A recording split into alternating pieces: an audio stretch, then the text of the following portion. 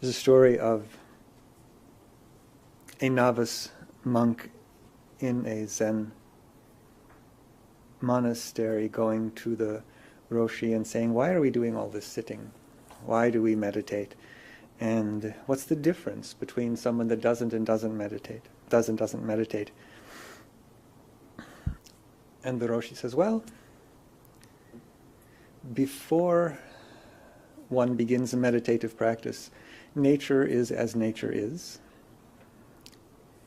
and humans are humans. While practicing Zen, things get very confused. However, after studying Zen, nature is as nature is, and humans are humans." The student, rightfully confused, goes, "Well, then what the heck is the difference?" And the Roshi says, "No difference. Only after studying Zen, one's feet are slightly off the ground." Perception, the human experience, is rather like a maze with an infinite number of entrances and an infinite number of exits, all leading to the same place. When one's feet are slightly off the ground, one is still in the maze, but maybe only up to your chin rather than the walls being over your head. So you can see over the walls a little bit and get a little clearer picture of where you're going, rather than having to rely on dumb luck walking into walls and such on, as we typically do as part of the human experience. So this little thing of one's feet being slightly off the ground doesn't alienate you from the human experience. You can simply traverse the maze with a little less challenge, with a little less difficulty. So those that meditate, those that don't meditate, are quite in the same boat. Theoretically, one's living a little less stressful life. But that aspect of transcendence is the point.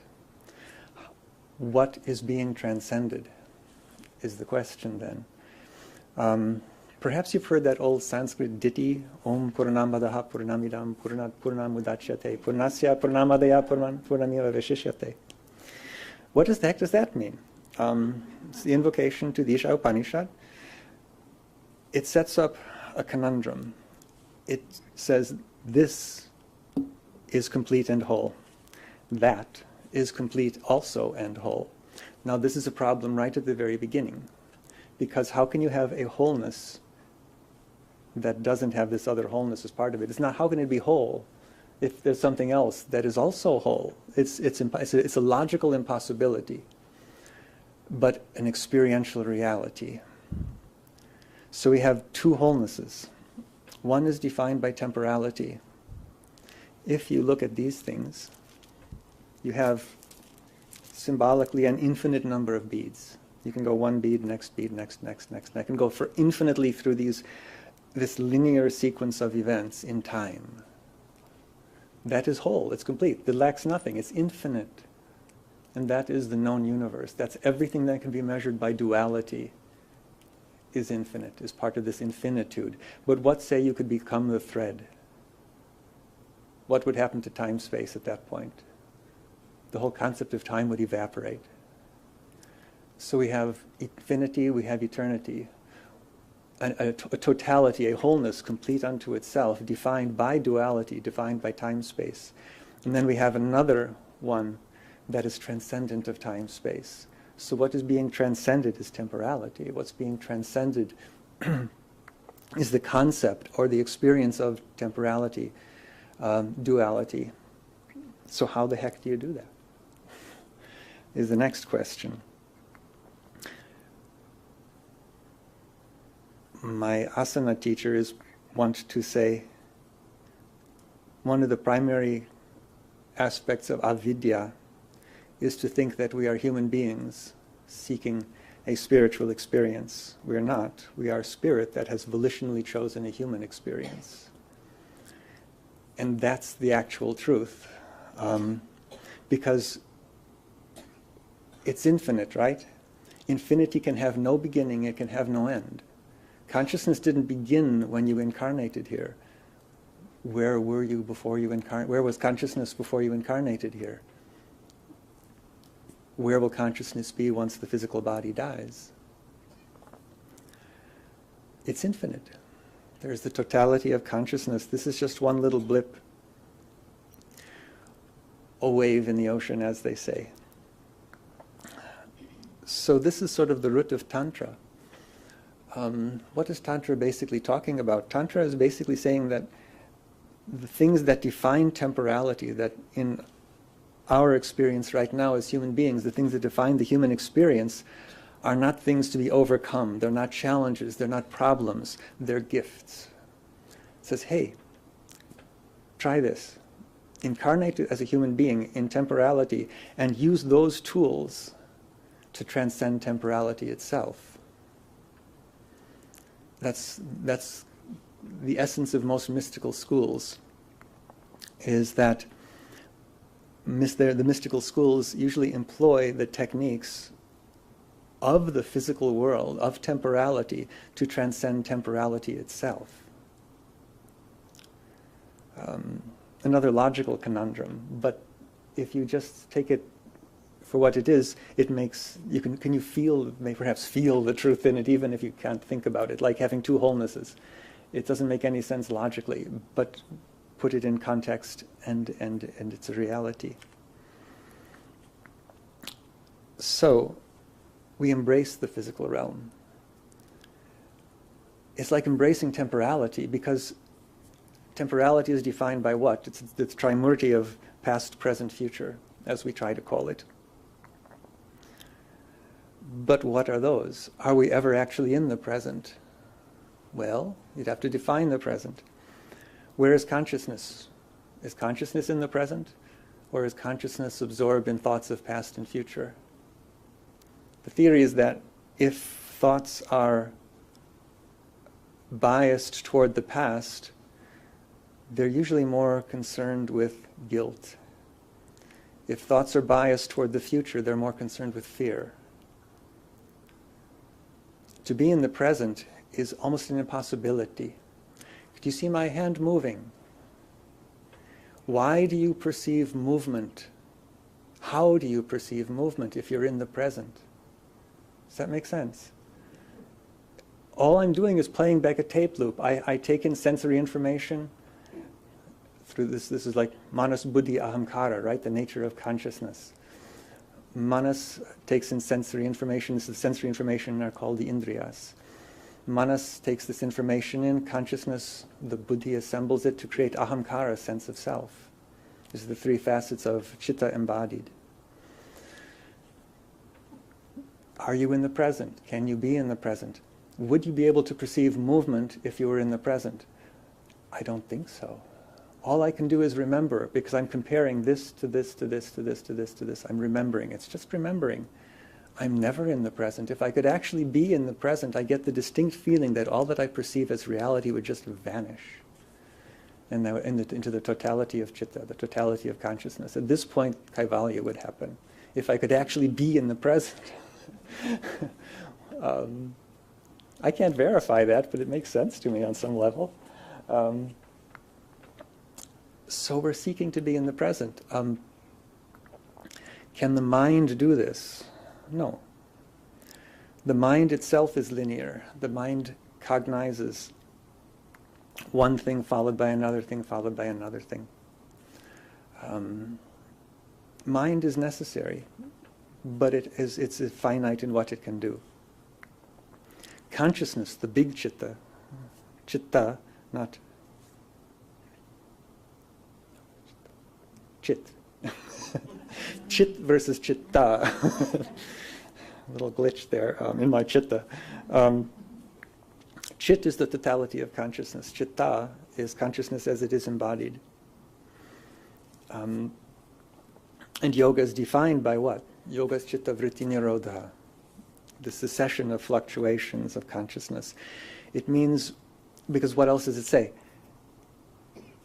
At other times, well, when the consciousness no longer identifies with the fluctuations of consciousness, what are the vrittis anyway, the fluctuations of consciousness, other than various modes of perception, of which there are 5, which we won't talk about.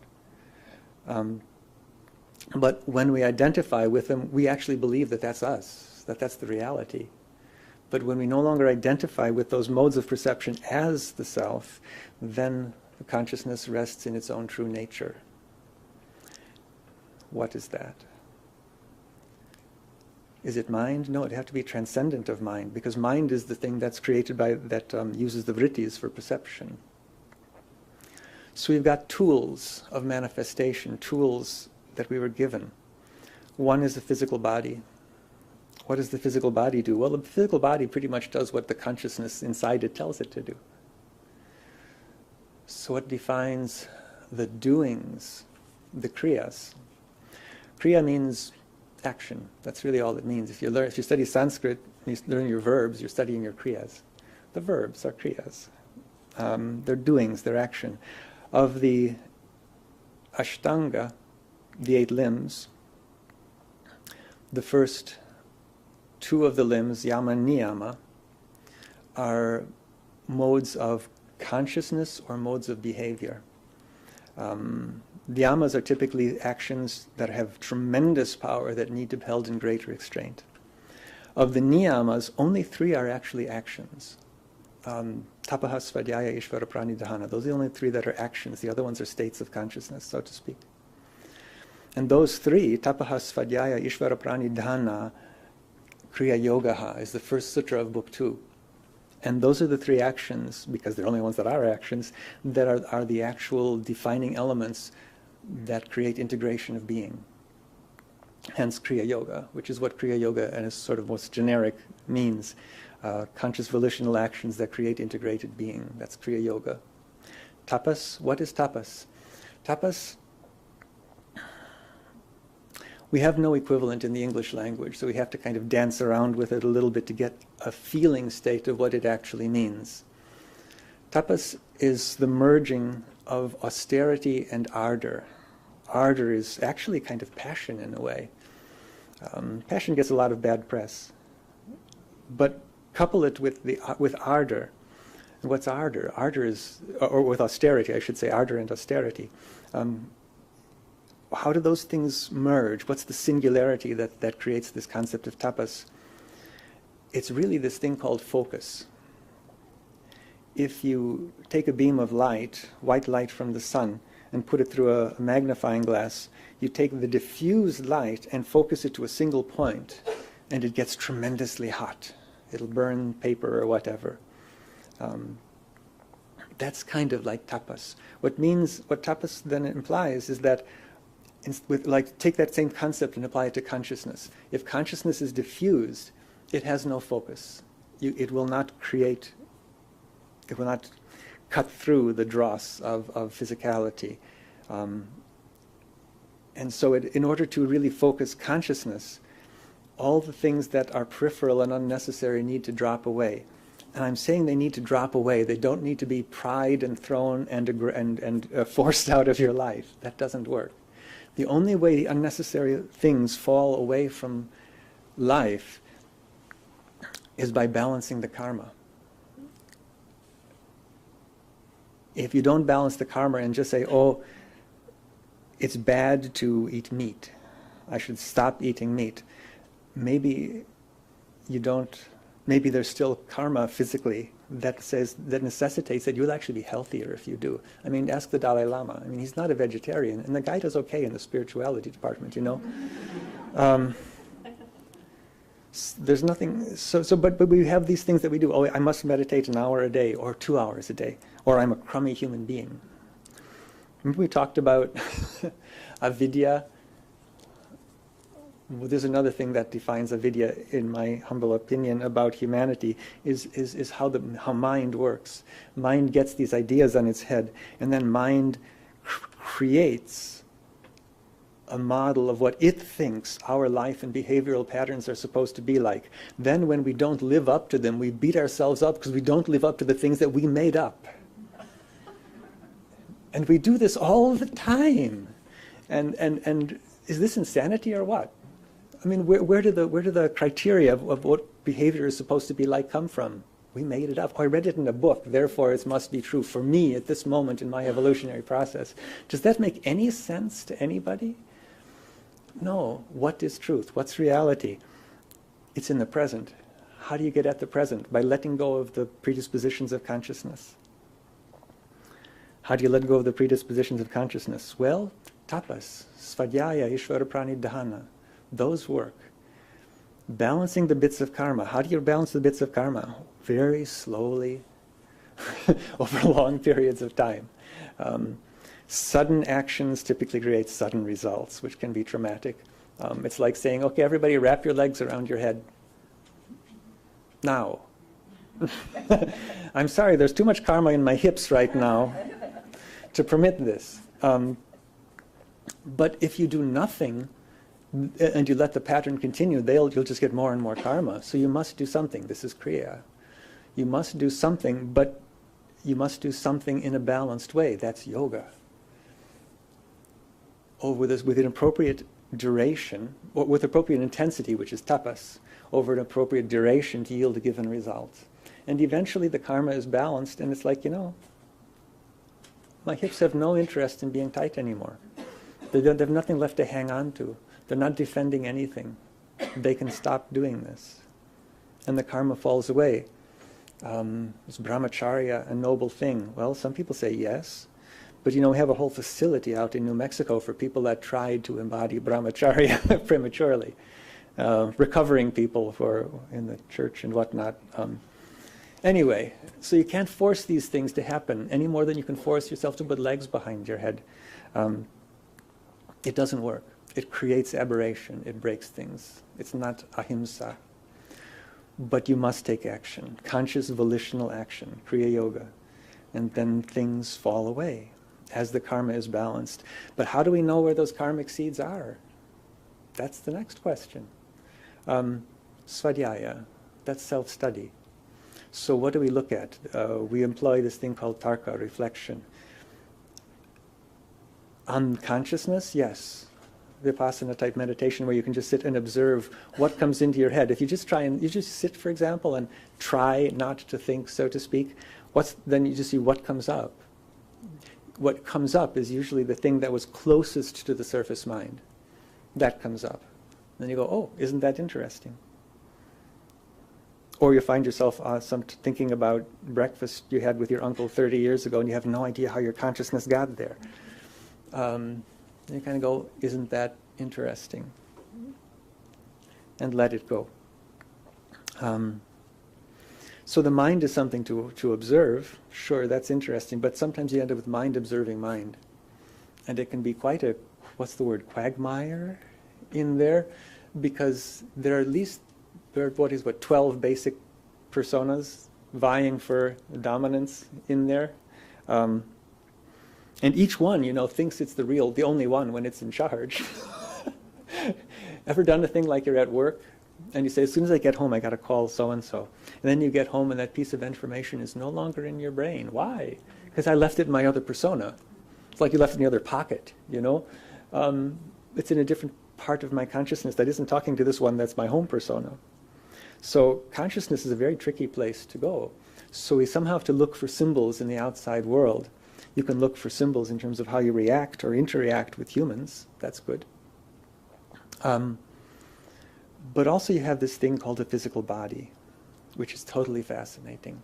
Because remember, the physical body is the result, and the physical body at this moment is the result of all that the person living in it has thought, felt, and done up to this point.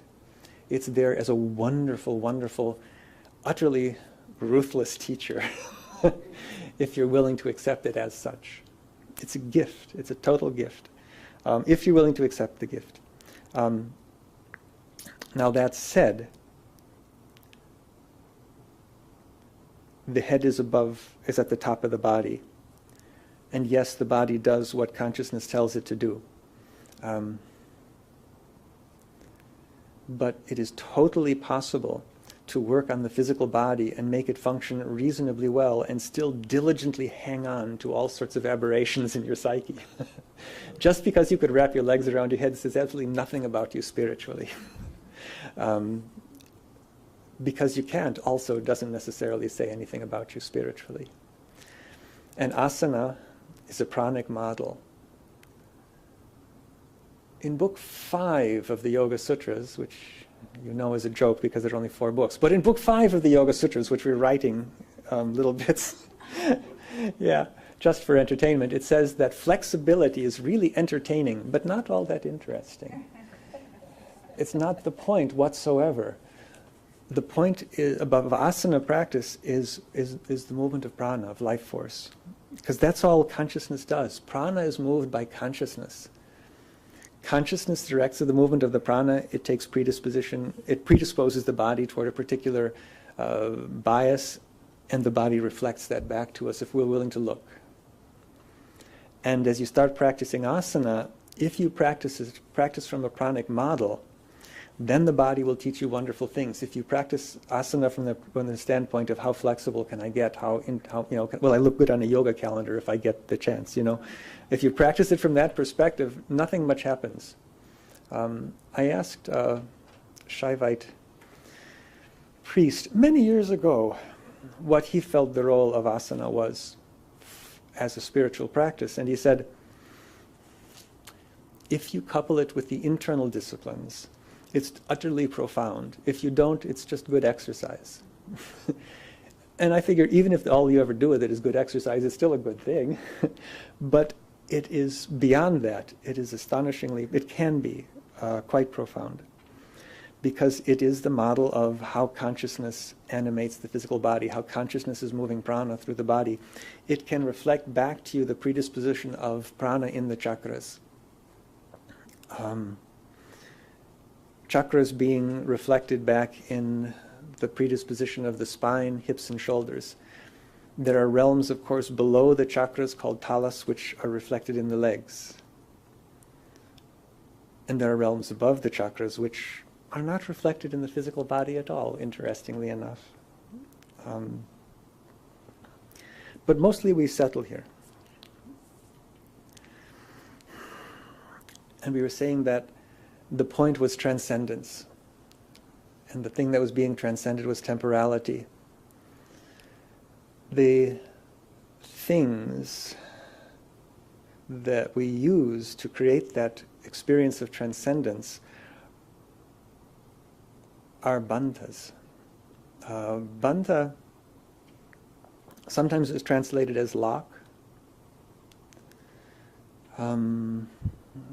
You could also think of them as valves. They are arrangements of prana as experienced through the physical body that direct the movement of prana in certain ways. What they actually start to do is untie these things called granthis. Granthi is a knot, and there are 3 of them. They're usually affiliated with Brahma, Vishnu, Rudra, which is sort of I don't want to say wrathful, but the fierce manifestation of Shiva. There's a little bit of disagreement as to where they sit, so we don't have to go there. But they're knots that block the movement of prana, that inhibit this movement of prana from the root support, Muladhara, Saturn, Uranus chakra, to the transcendent, beyond the temporal realms. In order to get those bandhas to function appropriately, asana, almost everything you do in asana is about getting those to function appropriately.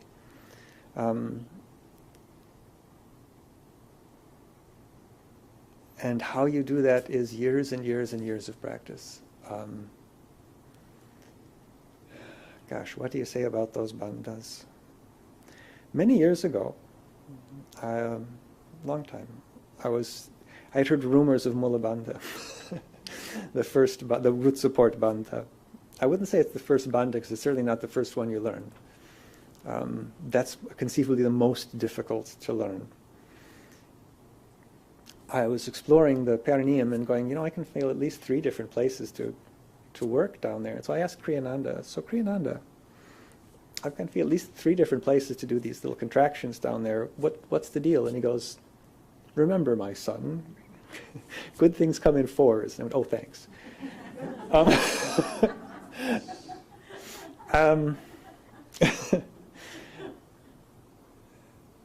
Many years later, you look at the perineum. You've got the pubic bone, the coccyx, and the sitting bones at the four corners of the perineum. Oddly enough, have you noticed that the symbol in the Muladhara chakra is a square? Somebody figured something out. Either that or it's dumb luck, completely random. I don't know. But what does this bandha do? Hatha Yoga Pradipika, that text, that old book, talks about Mulabandha as a technique used to take Apanavayu, which is the descending current, the grounding current, that which keeps us grounded in the world, and takes that Vayu, that energy, and moves it up. That's transcendence. Why on earth would you want to do that? And how do you do it? The only way you can effectively do it is if you're really, really grounded. Otherwise, it's rather like climbing up a flagpole in sand. That sounds a little dodgy right off the bat, doesn't it? Stick a flagpole in sand 13 feet up there. Now climb that, won't you? The slightest wind will knock the whole thing over, and tragedy will ensue. If you're going to transcend the physical world, first thing you must do is be tremendously grounded in it. Otherwise, psychosis happens. Have you ever hung around like, I don't want to say temples, but places where people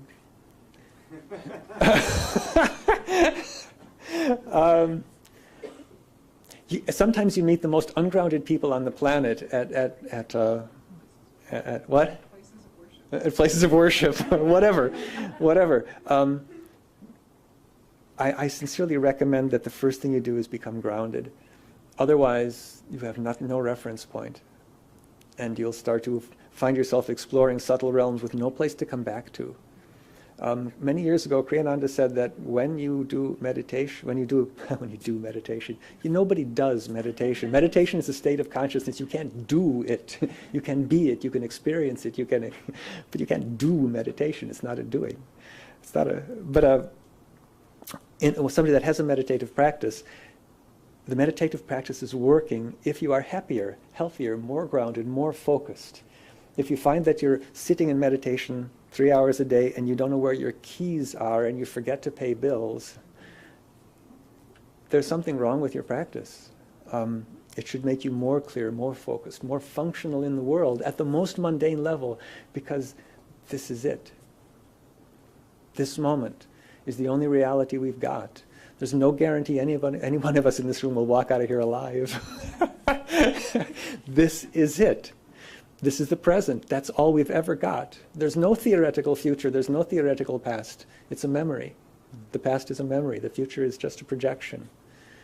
All you can do is be here, utterly present.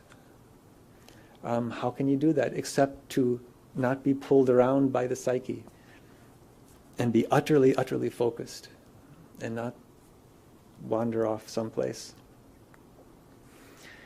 So, through sheer strength of will, you can do this. You can stay focused with sheer strength of will. But if sheer will is involved, how long can you sustain it? For example, right where you're sitting, let's do a simple experiment. Frown. Make your face utterly, utterly miserable looking, and then think utterly, utterly happy, ecstatic thoughts. Think thoughts of absolute joy and riotous ecstasy, and make your face a complete mask of misery and grief. Does it work? Not very well. It's not that you couldn't do it, if you put your mind to it. But it's difficult to do. So even if you can be utterly, utterly joyous and your body is conceivably miserable, or has the form of misery, you could be utterly happy, but it's not that easy. It would be effortless then to sustain that joy and bliss if your body was, the pranic pattern of the body was equally jubilant. Does that kind of make sense?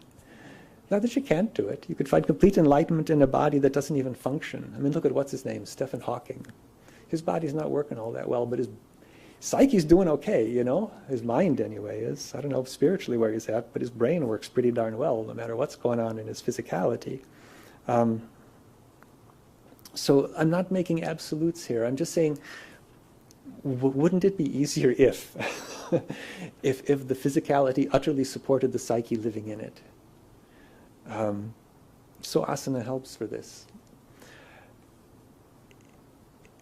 If, for what it's worth, take this on faith unless you've had the experience, if you can organize the physical body in such a way that every vertebra in the spine sits effortlessly in its true nature, meditation is a virtually effortless practice. If you're struggling or working muscularly to hold the spine, to organize the spine, it's going to be very difficult for prana to move effectively. I have one teacher that suggests in order to begin doing pranayama, you have to have a PhD in shavasana. And most of the time, if I teach pranayama, we do it lying down. We do it in shavasana for most of the time because sitting up is so exceedingly difficult to do without gripping something. And if something is gripping, the prana is inhibited. It's not going to flow easily at least it's not going to flow easily. So getting organized is just foundational to making all this other stuff happen. It's not necessary, but it helps. It's not necessary, but it helps. It makes it vastly easier.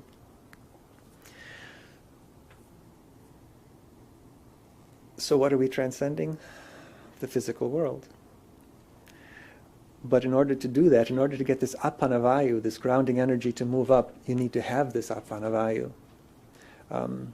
Many years ago at a discipleship with Kriyananda, people were talking about astral projection and techniques to cultivate astral projection and all this. And I couldn't help myself. I said, Kriyananda, as a Hatha Yoga teacher, I can't help but notice that most people are only peripherally involved in their physical bodies in the first place. What's the point of astral projection? And he said, yeah, you've got to get grounded first. And I believe him. In asana practice, the point is, as I said, not how flexible you are, but how organized you are. The only difference between a beginning student and an intermediate student is their degree of organization. Not how flexible they are, not how strong they are. Those are side effects. They happen, it's convenient, it can be entertaining, but it's not the point. How organized somebody is. You look at somebody's leg in some pose. And then you go, oh, well, the bones need to be facing all this way. The joints all parallel, and so that the bones bear the weight.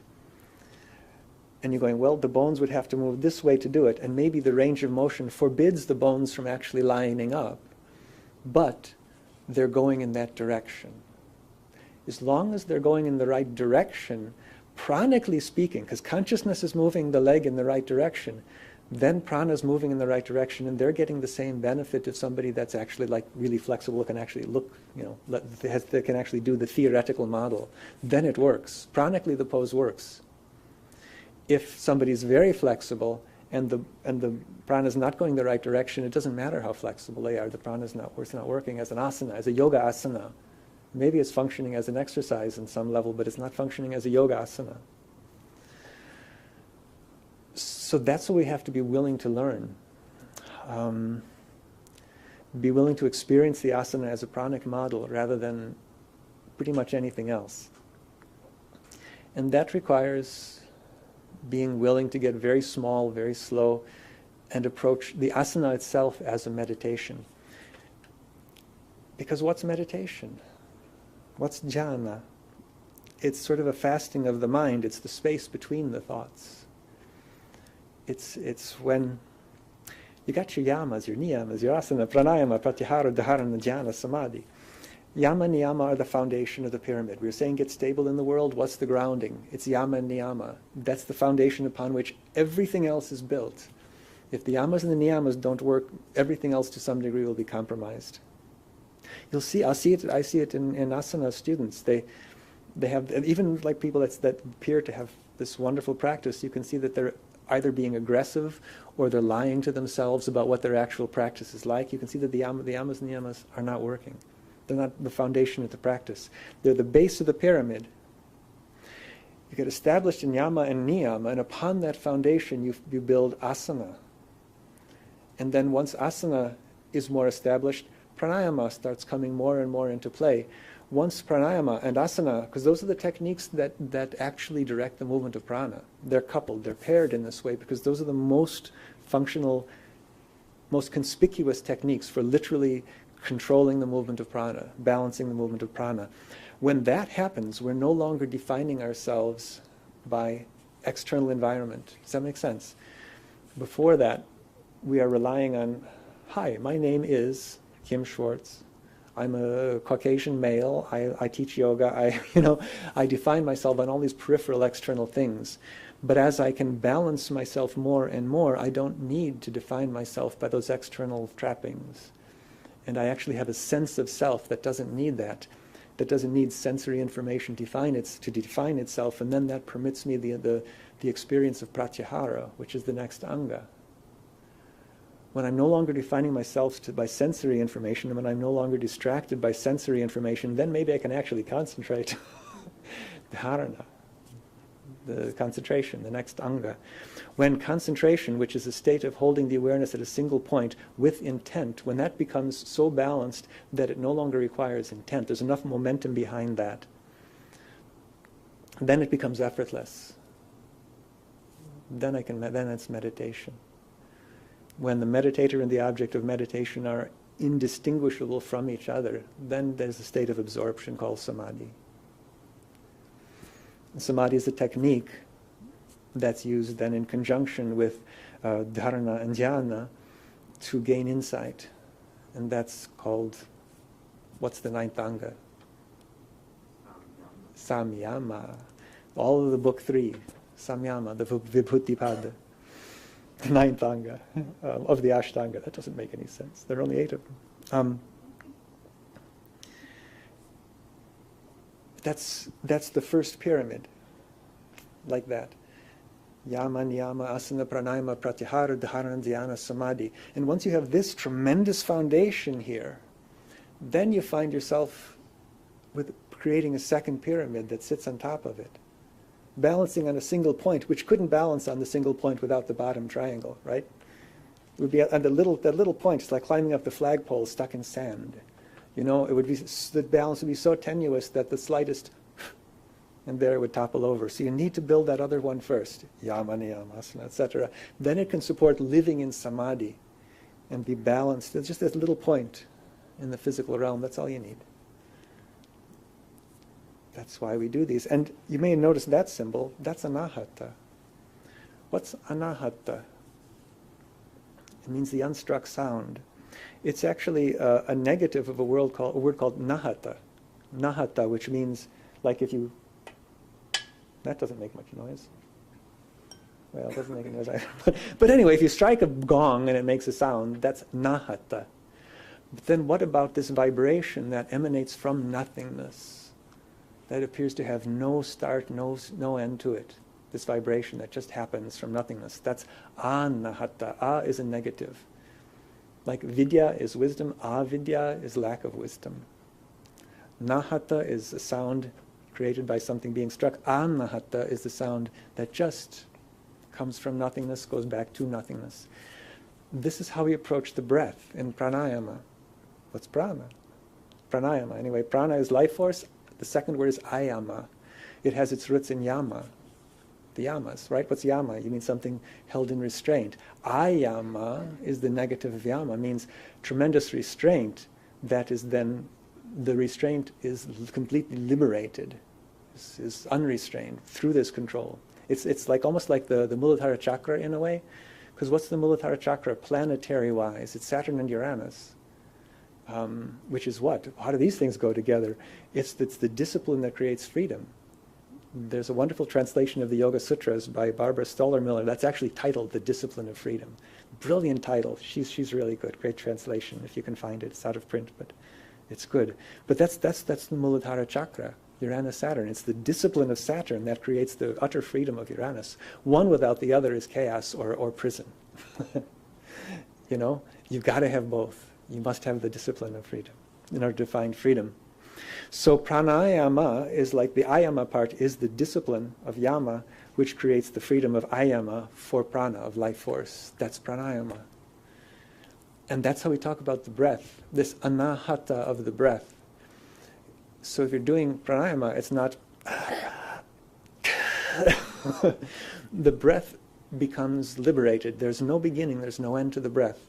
It comes from nothingness, it starts from nothingness, it comes into fullness and dissolves back into nothingness as though it never existed. The breath becomes liberated. Not by effort, but by intent, just by the focus of consciousness. So we do asana practice, because asana precedes pranayama. If asana doesn't precede pranayama, interesting things can occur. How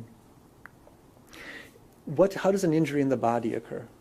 An injury in the body occurs because there's an imbalance someplace, and we're unaware of the imbalance. And then we do asana practice. We do Paschimottanasana, seated forward bend, say. What if there's a slight imbalance in the hip sockets, in the groins? One is tight, one is loose. And then we keep doing this forward bend, and we don't know it's there. If we don't know it's there, you fold forward, the pelvis will rotate slightly, because one groin gives resistance, the other one gives less resistance. The pelvis rotates slightly, and there's going to be a compensation someplace. And eventually the body goes, look, I've been compensating for you for so long, I can't do it anymore, and then something goes, poink, snap, pop, crackle. And then an injury occurs. And you go, oh, that's nasty. But the injury, of course, is just telling you something that you've been ignoring for the last 20 years. That's what injuries are. That's what physical injuries are. What happens if you trip over a rock and fall down and you get an injury? Oh, that was an accident. But you know, why did I catch myself with my right hand instead of my left hand? 99.9% of the time, any injury occurred from what we call accidents. The root of the injury is pre-existing patterns in the physical body that exist there because of how consciousness is living in the body. Does that make sense? That's really kind of the way it works. Any therapeutic work, physical therapeutic work I've ever done with anybody, even though it's a car accident, you see the pre-existing pattern in the body every time, without exception so far. I'm waiting for an exception, but I haven't seen one yet. So there are no accidents. Consciousness creates our experience of the world. So what about pranayama? What if there's an imbalance in the breath? What if there's an imbalance in how prana is moving? And then we do Kapalabhati, 108 rounds Kapalabhati 3 times every morning. And we don't know that this imbalance is there. Pingala Nadi is dominant, say. Ida Nadi is dominant, say. Then what are we going to do? We're going to amplify the imbalance that pre-exists. Does that sound like a good idea? And then, but however, this is vastly more subtle. I mean, it's a gift if you have a physical problem in a way, because that's pretty conspicuous, and okay, then you do something and you sort it out. If something happens pranically, you'll experience it psychologically, neurologically, and these things will be vastly more subtle and insidious than a hip or a hamstring. So my suggestion is that it's worthwhile taking the time to see where the balance of prana is before you start doing more than relatively simple pranayama. Because who knows what's going to happen. Thank God for the Yamas and the Niyamas. Because what else do we have to reflect on, to reference to about what our behavior in the world would be without them? You know what I mean? It's like, what a gift those things are. So, because we can't always know everything that's going on, maybe I do have this anomaly in my prana, and to the best of my knowledge, it is balanced. And so I'm doing this pranayama, and I'm actually creating some imbalances, and then my psyche starts getting imbalanced, and my psyche thinks I should be behaving in strange ways in the world, and I go, hey, but you know, if I look about that behavioral model that some part of my psyche thinks is appropriate, and I reference it to the Yamas and the Niyamas, then I go, there's something imbalanced about that pranic model, that behavioral model, okay? So I go, well, let me go back and check again. Let me go back and reflect a little bit more deeply and see what's going on, because we never know everything. We make a good educated guess as to what we should do, and we do it. Sometimes at the end of workshops, I will feel, or I have students that will feel, my God, I've been doing this pose wrong all this time, this asana wrong all this time. And it's like, no, you haven't been doing it wrong. You've been doing it absolutely as well as you could with the consciousness you had available to you at the time.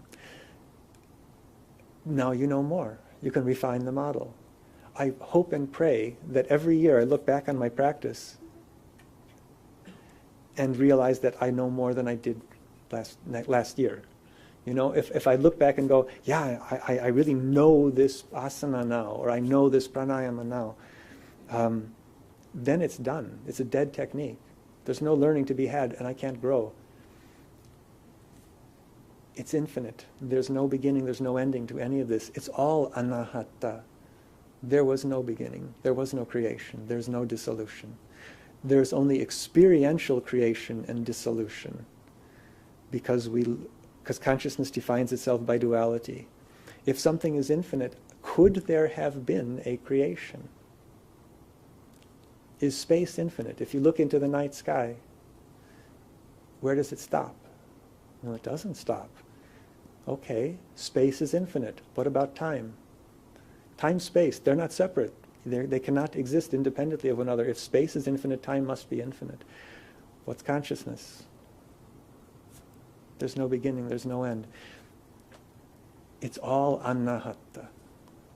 Nothing came, nothing started, nothing ever stops.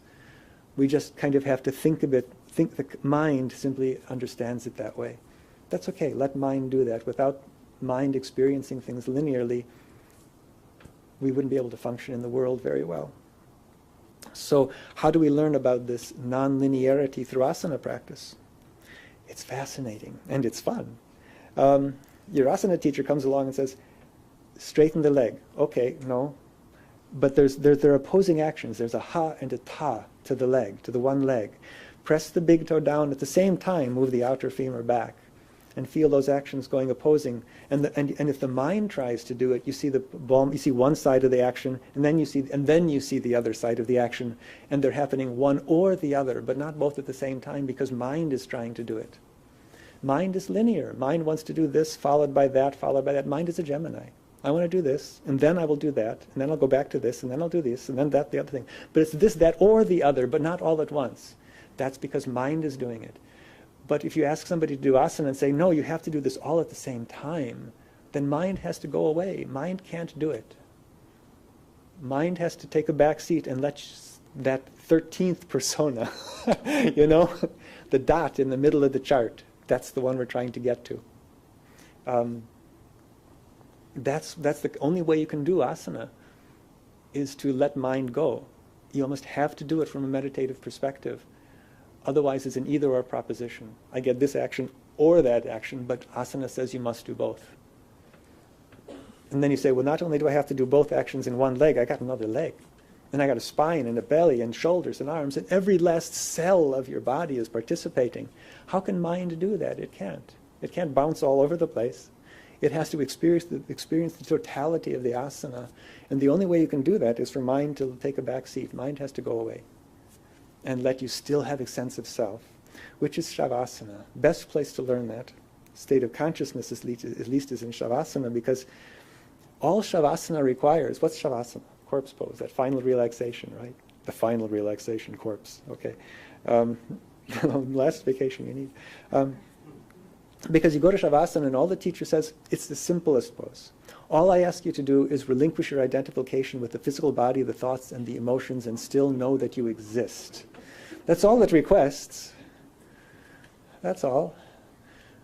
So say you actually succeed in shavasana, and you completely relinquish your identification to your physical body, your thoughts, and your emotions, and still know that you exist. What happens? You're actually visiting the present. What a concept.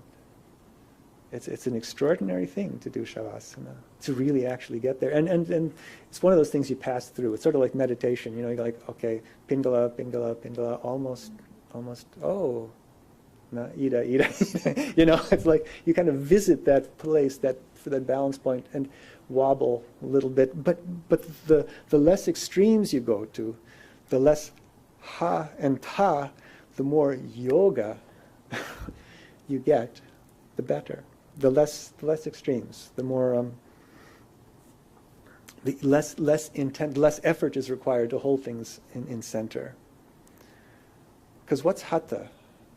right? It means the solar, the lunar, right? But what does, that's the ha and the ta, but what about the word itself? Hatha. Not the two syllables individually, but the word itself. Hatha means obstinate. That's actually what the word means. Obstinate. Hatha yoga is not the yoga for the meek. Hatha yoga says, I look at my leg and I see all this karma. And I could indulge the karma, or I could volitionally choose to transcend it and apply the appropriate tapaha, svadhyaya, ishvara pranidhana to transcend the karma. That's kriya. That's hatha. It's obstinately refusing to surrender to your karma, volitionally choosing the yoga, a balanced way of transcending the karma. That's hatha. That's what hatha yoga really is. You got hatha, you got hatha, you got hatha, you got asana, and you got yoga, and they're all different things. But they all work together in a wonderful, wonderful way. So we need to employ all of those techniques. Why? To transcend. Transcend what? To transcend duality. So how do you find duality? Well, we experience it in all of the various life areas, all 12 of them, which you see in an astrological chart. It's a wonderful symbol. You got 12 segments in the chart, and planets scattered all over the place. If you think of enlightenment as the dot in the center of the chart, because that's it, that touches every aspect of manifestation equally, but it itself has no predisposition. The dot in the middle of the chart. The cosmic formula for the movement toward the center of the chart is, of course, intensity times duration equals force. Anybody ever heard that before? But it's not a linear equation. It's a logarithm. Intensity times duration equals force. The force actually has momentum. The momentum can feed intensity and duration of the same action and increase its capacity exponentially. If you let the momentum of your action dissipate to where there's no momentum left, then every time you come around to the same action, you're starting from zero again. You're just like you've just started from ground zero. Nothing will ever grow. There's no transcendence about the practice. If, however, you take the momentum of your action, be it asana, pranayama, dharana, dhyana, whatever, if you take the momentum of that and carry that momentum back into the practice, which is why regularity of practice is essential.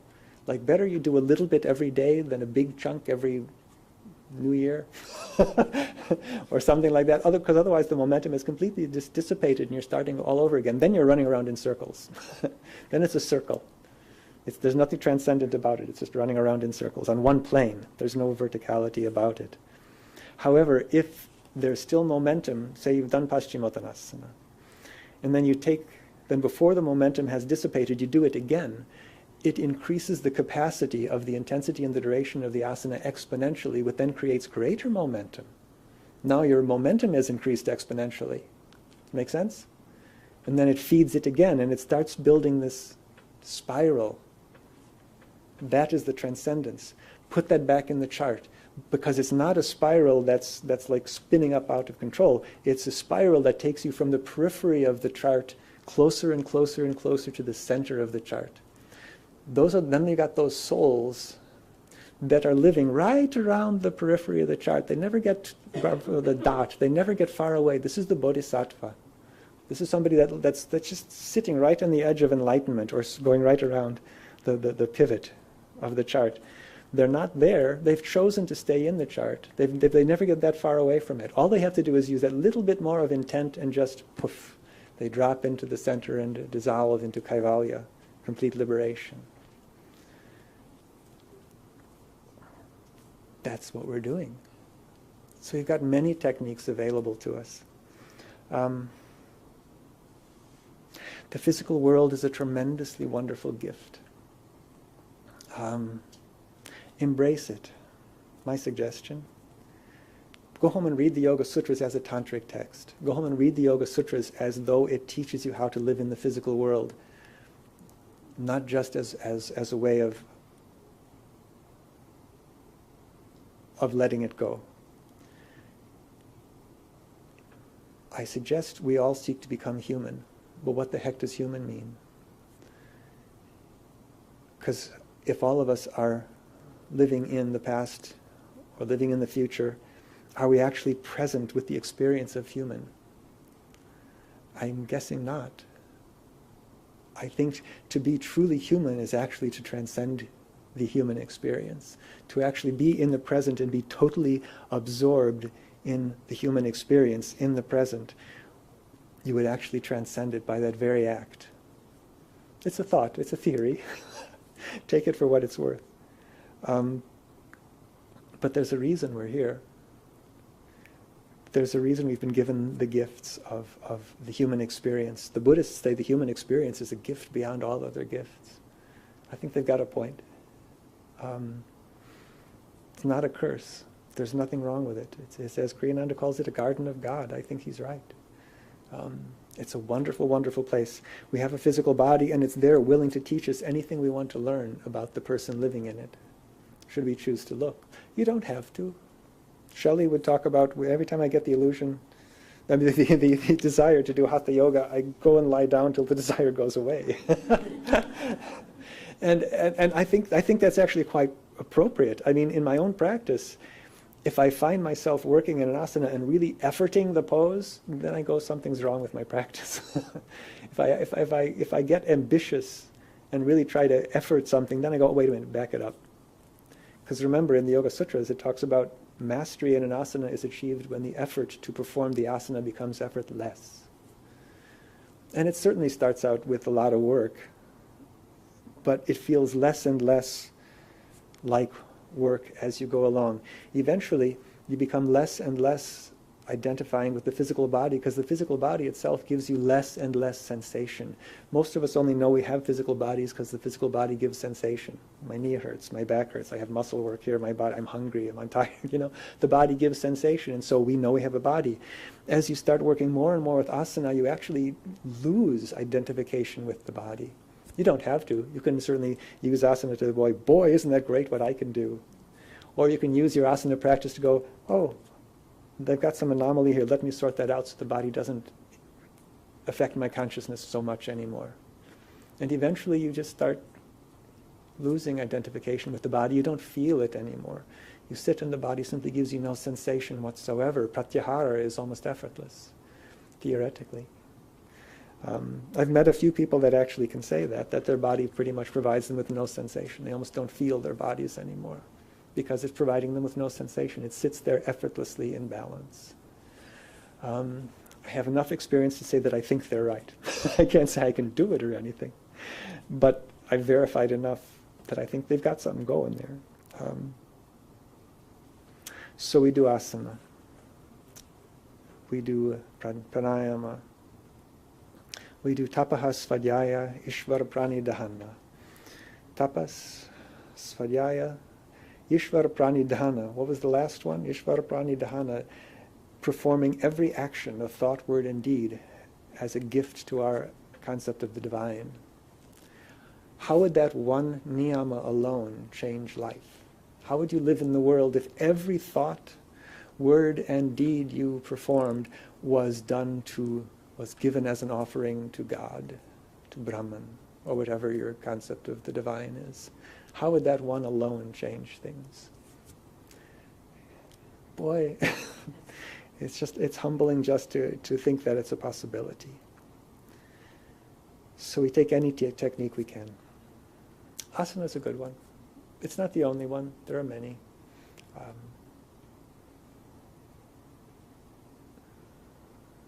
So that's why we do what we do. And I should stop there. But thank you for being here. Thank you for listening. Thank you for letting me ramble on. Okay. Namaste. Namaste.